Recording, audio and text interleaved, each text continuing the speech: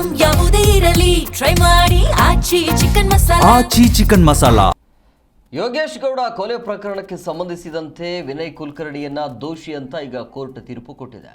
Court ತೀರ್ಪಿನ ಬಗ್ಗೆ ಮೃತ ಯೋಗೇಶ್ ಗೌಡ ಸಹೋದರಿಯರು ಸ್ವಾಗತವನ್ನು ಮಾಡಿದರು.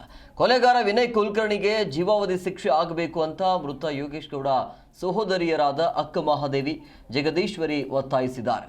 ನಮ್ಮ ತಮ್ಮನ ಆತ್ಮಕ್ಕೆ ಶಾಂತಿ ಹಾಗೂ ನ್ಯಾಯ ಸಿಕ್ಕಿದೆ. ನ್ಯಾಯಕ್ಕಾಗಿ ನಮ್ಮ ತಾಯಿ ಮನವಿ ಮಾಡಿದ್ರು. ನಮಗೆ ಯಾವುದೇ ರೀತಿಯ ಜೀವ ಬೆದರಿಕೆ ಇಲ್ಲ. ಅಧಿಕಾರ, ಹಣ, ತೋಲ್ಬಳದಿಂದ ಏನೂ ಆಗಲ್ಲ ಅನ್ನುವಂಥ ಭ್ರಮೆಯಲ್ಲಿ ವಿನಯ್ ಕುಲಕರ್ಣಿ ಇದ್ದ. ಈಗ ನ್ಯಾಯಾಂಗ ವ್ಯವಸ್ಥೆ ನಮಗೆ ನ್ಯಾಯ ದೊರಕಿಸಿಕೊಟ್ಟಿದೆ ಅಂತ ಹೇಳಿದ್ದಾರೆ. ಭಾಳ ಖುಷಿ ಆಗೈತಿ. ಮತ್ತು ನ್ಯಾಯಾಲಯ ನಮಗೆ ತೀರ್ಪು ಕೊಟ್ಟಿದ್ದಕ್ಕೆ ಭಾಳ ಧನ್ಯವಾದ. ಮತ್ತು ಬಸಣ್ಣ ಇಬ್ಬರು ಬಸಣ್ಣಗಳಿಗೆ ನಮಗೆ ಭಾಳ ಥ್ಯಾಂಕ್ಸ್ ಹೇಳ್ತೀನಿ. CBI ಸರ್ಗೂ ನಾನು ಥ್ಯಾಂಕ್ಸ್ ಹೇಳ್ತೀನಿ. ಎಲ್ಲರಿಗೂ ಥ್ಯಾಂಕ್ಸ್ ಹೇಳ್ತೀನಿ ನಮಗೆ ನ್ಯಾಯ ಕೊಡಿಸಿದ್ದಕ್ಕೆ. ನಿಮಗೂ ಕೂಡ ಧನ್ಯವಾದಗಳು. ಶಿಕ್ಷೆ ಪ್ರಕಟ ಆಗಿಂದ ನಾವು ಮಾತಾಡ್ತೀವಿ, ಇನ್ನೂ ಭಾಳ ಮಾತಾಡೋದೈತಿ.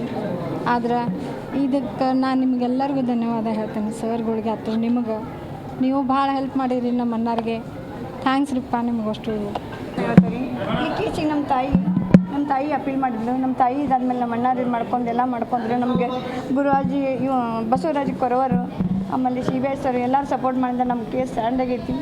ನಮ್ಮ ತಮ್ಮಗೆ ಅವಾಗ ಸಿಗಬೇಕಾಗಿತ್ತು. ನಮ್ಮ ತಮ್ಮ ಮೋಸ ಅನ್ಯಾಯ ಆಗಿದ್ದಕ್ಕೆ ಅದಕ್ಕೆ ಕಾನೂನು ಇದೆ, ಎಲ್ಲ ಇದೆ. ಮಾಡಿದ ಅಪರಾಧಿ ನಾನು ಅಪರಾಧಿ ಮಾಡಿಲ್ಲ ಅಂತೇಳಿ ಅವ್ನು ಹೇಳಿದ್ರು.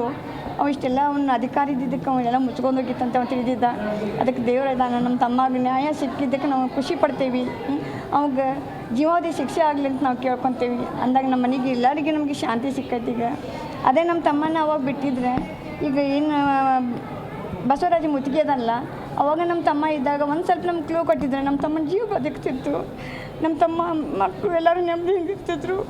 ಆ ಉದ್ದೇಶಕ್ಕಾಗಿ ಅದನ್ನೇ ಈಗ ಮಾಡೋ ಬದಲು ಅವಾಗ ಮಾಡಿದ್ರೆ ನಮ್ಮ ಕುಟುಂಬಕ್ಕೆ